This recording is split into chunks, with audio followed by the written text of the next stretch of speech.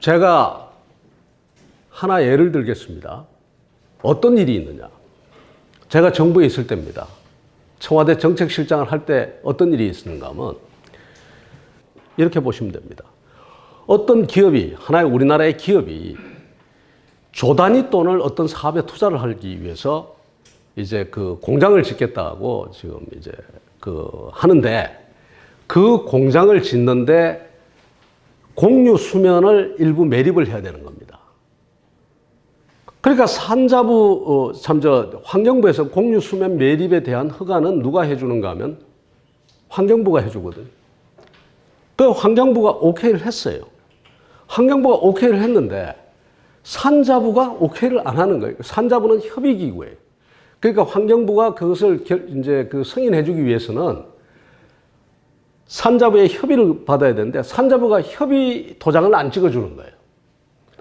기업은 지금 외국 자본까지 끌어들이고 외국의 그 레버리지까지 일으켜서 지금 수조 원을 투자하게 해서 신사업을 하겠다는 건데 공유 수면 매립이라는 그 작은 사안 하나 가지고 이것 때문에 공장을 못 짓는 거예요. 그러니까 그 공장을 유치하기를 원하는 지방자치단체하고 뭐 이쪽에서는 야단이 났고 또 그 회사 제품을 기다리는 시장에서도 야단이 난 거예요. 잘못하면 그 제품이 부족하면 여러 가지 파동이 올 수도 있는 그런 상황이었어요. 그런데 허가를 안 해줘요. 그래서 제가 왜 허가를 안 해주느냐 하고 장관한테 이야기를 하니까 장관이 공무원들이 반대를 한대요.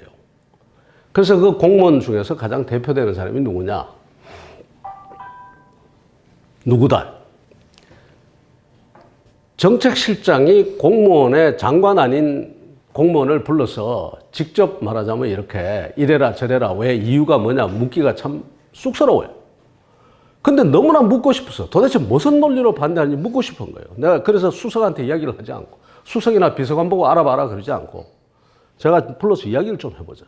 왜 반대를 하느냐 했더니 뭐라고 하는가 하면 동일 제품을 중국에서 지금 곧 중국이 양산체제로 들어갈 거기 때문에 중국의 양산체제가 들어오면은 공급이 과잉될 가능성이 있어서 그렇게 되면 공급이 과잉되면 이 회사가 망할 가능성도 있고 해서 허가를 못 해준다는 겁니다. 여러분들 어떻게 생각합니까? 그래서 제가 그 공무원한테 물었습니다. 언제부터 그 회사를 그렇게 아꼈느냐? 언제부터 그렇게 아꼈습니까? 그 회사가 바보냐 말이에요. 그 회사가 바보고 그래서 제가 물었어요. 그 회사에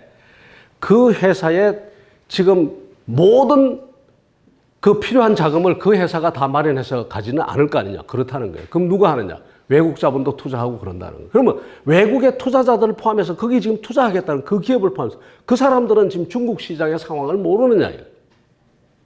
누구보다도 잘 알고 있겠죠. 당사자들이니까. 그러면서도 자기들은 자신 있다고 하겠다는 건데 공무원이 그 회사가 망할까봐 나는 허가를 못 해주겠다는 거예요. 제가 정말 화를 냈습니다. 나는 모른다. 나는 그 회사가 성공할지 안 할지 모르지만 이 기업이 자기가 말하자면 벤처 정신으로 그 기업이 지금 수조 원의 자금을 투입하겠다고 그럴 때는 그 기업은 목숨 걸고 하는 겁니다. 그리고 그게 검토를 했을 거거든요. 그런데 그거를 공무원이 무슨 이유에서 가지고 그것도 직접적인 승인 부처도 아닌 협의 부처가 나는 협의를 못 해주겠다 그런다. 이건 말이 안 되죠. 그런 일들이 벌어집니다. 우리 사회에서. 이런 것들이 국가주의. 아니 왜 그 기업 걱정까지 해요? 근데 사실은 아니거든요. 그 기업과 경쟁되는 다른 국내 기업을 걱정하는 겁니다. 사실은. 진대재 장관이 한 이야기입니다. 진대재 정통부 장관 한 분이 하도 저한테 인상적인 이야기가 돼서 제가 잊어버리지 않고 기억하고 있는데 제가 굉장히 궁금하지 않습니까? 삼성전자 사장하다가 장관이 됐으니까 뭐가 다른가 정말 묻고 싶지 않습니까? 딱 물었어요. 삼성전자 사장하다가 장관이 되는 게 어떠냐 하니까 두 가지가 다르다는 거예요. 그럼 두 가지가 뭐가 다르냐? 하나는 삼성이 있을 때는 미래를 생각하느라고 과거 생각할 시간이 없었대요.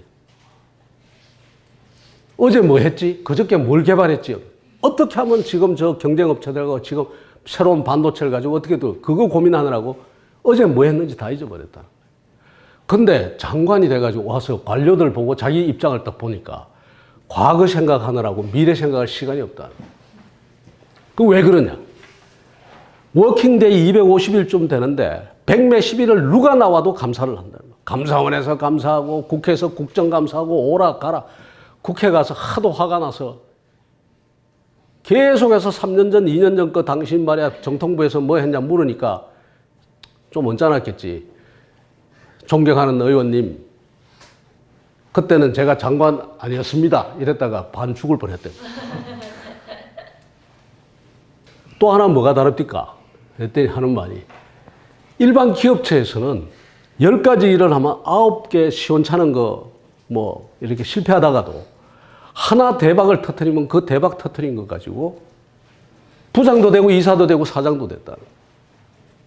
근데 이 관료사에 와서 보니까 10가지 일을 하는데 9가지 대박을 터뜨리는데 하나 이상한 거 좀 잘못해보니까 목이 날아가 버린다.